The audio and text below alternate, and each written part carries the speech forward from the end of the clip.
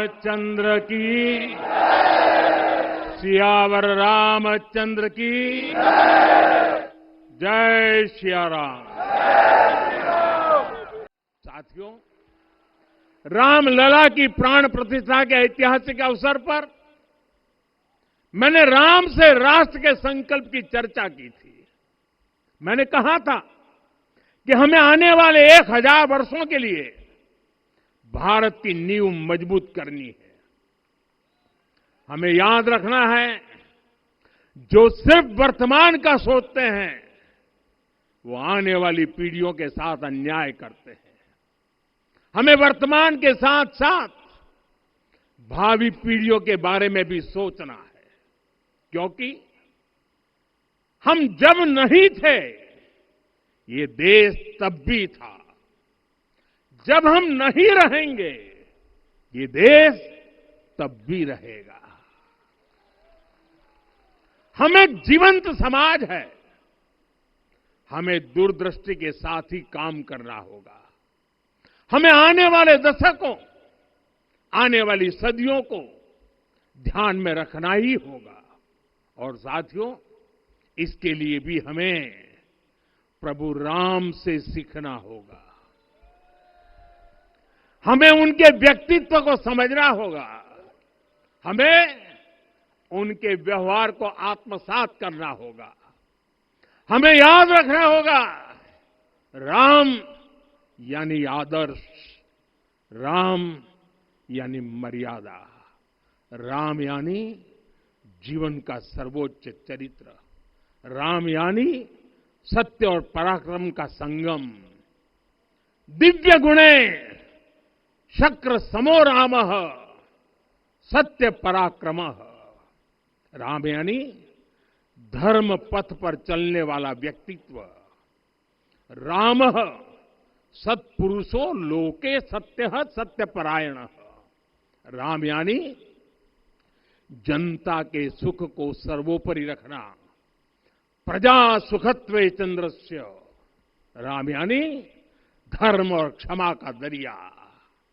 वसुधाया क्षमा गुणे है। राम यानी ज्ञान और विवेक की पराकाष्ठा।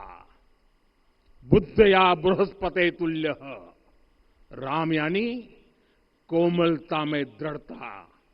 मृदु पूर्वज भाषते। राम यानी कृतज्ञता का सर्वोच्च उदाहरण। कदाचन नोपकारेण कृति नैकेन तुष्यति। राम यानी श्रेष्ठ संगति का चयन। शीला वृद्धे ज्ञान वृद्धे वयोवृद्धे च सज्जनै। राम यानी विनम्रता में महाबल। वीर्यवान च वीर्येण महता स्वेन विस्मितः। राम यानी सत्य का अडिग संकल्प। न च अनुत्र कथो विद्वान। राम यानी जागरूक, अनुशासित और निष्कपट मन। निस्तिंद्र अपम्रत च स्वदोष परदोषवित। साथियों, राम सिर्फ एक व्यक्ति नहीं, राम एक मूल्य है, एक मर्यादा है, एक दिशा है।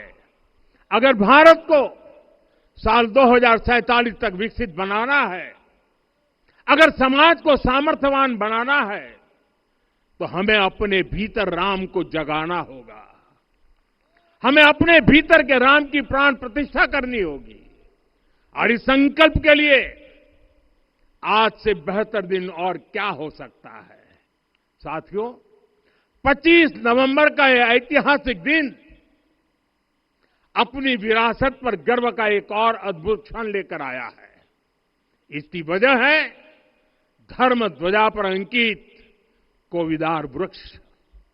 ये कोविदार वृक्ष इस बात का उदाहरण है कि जब हम अपनी जड़ों से कट जाते हैं तो हमारा वैभव इतिहास के पन्नों में दब जाता है। साथियों, जब भरत अपनी सेना के साथ चित्रकूट पहुंचे तो लक्ष्मण ने दूर से ही अयोध्या की सेना को पहचान लिया। ये कैसे हुआ, इसका वर्णन वाल्मीकि जी ने किया है। और वाल्मीकि जी ने क्या वर्णन किया है? उन्होंने कहा है, विराजित उद्गत स्कंधम कोविदार ध्वजः रथे। लक्ष्मण कहते हैं, राम, सामने जो तेजस्वी प्रकाश में विशाल वृक्ष जैसा ध्वज दिखाई दे रहा है, वही अयोध्या की सेना का ध्वज है। उस पर कोविदार का शुभ चिन्ह अंकित है। साथियों, आज जब राम मंदिर के प्रांगण में कोविदार फिर से प्रतिष्ठित हो रहा है, यह केवल एक वृक्ष की वापसी नहीं है, यह हमारी स्मृति की वापसी है, हमारी अस्मिता का पुनर्जागरण है, हमारी स्वाभिमानी सभ्यता का पुनः उद्घोष है। कोविदार वृक्ष हमें याद दिलाता है कि जब हम अपनी पहचान भूलते हैं तो हम स्वयं को खो देते हैं, और जब पहचान लौटती है तो राष्ट्र का आत्मविश्वास भी लौट आता है। और इसलिए मैं कहता हूं, देश को आगे बढ़ना है तो अपनी विरासत पर गर्व करना होगा। साथियों, अपनी विरासत पर गर्व के साथ साथ एक और बात भी महत्वपूर्ण है, और वो है गुलामी की मानसिकता से पूरी तरह मुक्ति। आज से 190 साल पहले 190 साल पहले साल 1835 में 1835 में मैकाले नाम के एक अंग्रेज ने भारत को अपनी जड़ों से उखाड़ने के बीज बोए थे। मैकाले ने भारत में मानसिक गुलामी की नींव रखी थी। 10 साल बाद यानी 2035 में उस अपवित्र घटना को 200 वर्ष पूरे हो रहे हैं। कुछ दिन पहले मैंने एक कार्यक्रम में आग्रह किया था कि हमें आने वाले 10 वर्षों तक उस 10 वर्षों का लक्ष्य लेकर चलना है कि भारत को गुलामी की मानसिकता से मुक्त करके रहेंगे।